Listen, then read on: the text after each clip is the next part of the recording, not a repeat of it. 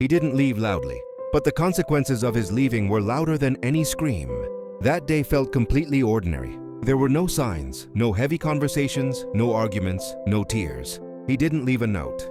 He didn't hug anyone goodbye. He simply walked out the door the same way he had done hundreds of times before. And later, that became the most terrifying part. How disappearance can look so normal. At first, we didn't even realize something was wrong. Mom kept saying he was just running late. Dad stayed silent, but he walked around the apartment too much, as if he was searching for something he couldn't name. I sat by the window staring outside, because it felt like if I looked away, he might appear and disappear again. When night came, a new sound filled the house. The sound of waiting. It was in every movement, every shadow. Mom flinched at footsteps in the stairwell. I flinched every time the phone rang, only to hear ads or wrong numbers. Dad stayed awake on the balcony, smoking, even though he had quit years ago. On the third day, Mom said, "If he doesn't come back today, then something happened." We were all afraid to say what that something might be. At the police station, they spoke to us calmly, almost indifferently. They explained that adult men sometimes leave, that sometimes they don't want to be found. When Mom asked what if something bad had happened to him, the officer replied, "Then we would already know." Those words stayed with me for years. After a week, I noticed I'd started moving more quietly, as if being loud might provoke the world into punishing us even more. Mom barely ate. She would sit in front of her plate without touching it.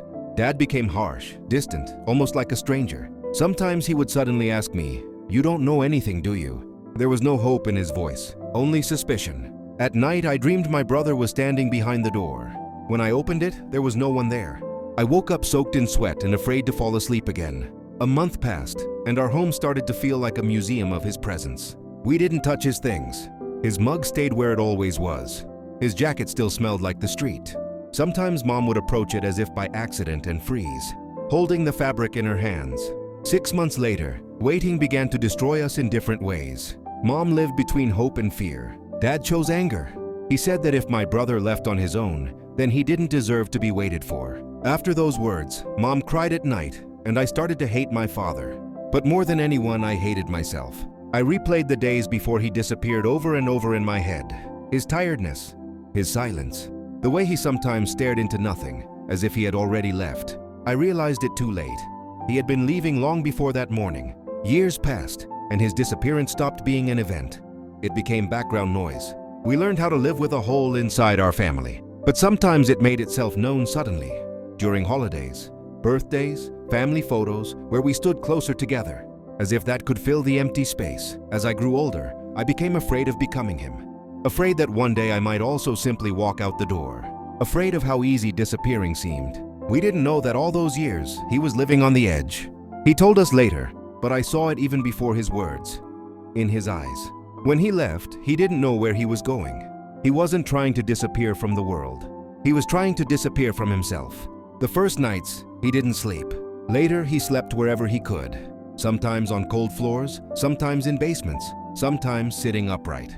He said there were days when he didn't speak a single word to anyone and started doubting whether he could still speak at all. He worked for food. He was cheated. He was beaten. Once he woke up in a hospital and didn't remember how he got there. In another country, he lived among people who didn't ask questions because they were afraid of their own answers. The worst part wasn't hunger or cold. The worst part was the feeling that if he died, no one would notice. That feeling consumed him slowly, day by day. He said there were nights when he sat on the edge of rooftops, thinking that one step would end everything. And every time, the thought of Mom, still possibly waiting, stopped him. But he didn't come back. Because the longer he stayed away, the more terrifying returning became. He was afraid to see how much we had aged. Afraid to hear the question, why? Afraid that at home, he would become the person he hated again. When he finally returned, he was prepared for rejection. The first weeks were heavy. He woke up from nightmares. Sometimes he went outside in the middle of the night because the walls felt too close. Mom pretended not to notice. Dad kept a cold distance, the kind people keep when they are afraid of losing control. One night, I overheard them talking. Dad said he had hated every single day of his absence. My brother replied that he had hated himself even more. After that, they were silent for a long time. His return was not healing. It was another test. We had to relearn how to be a family. We had to accept that he would never be the same again, and that neither would we. But slowly, the house became a little brighter. Not because the pain disappeared, but because we stopped hiding from it. Sometimes I look at him and realize he didn't come back because everything was over. He came back because he decided to stop running.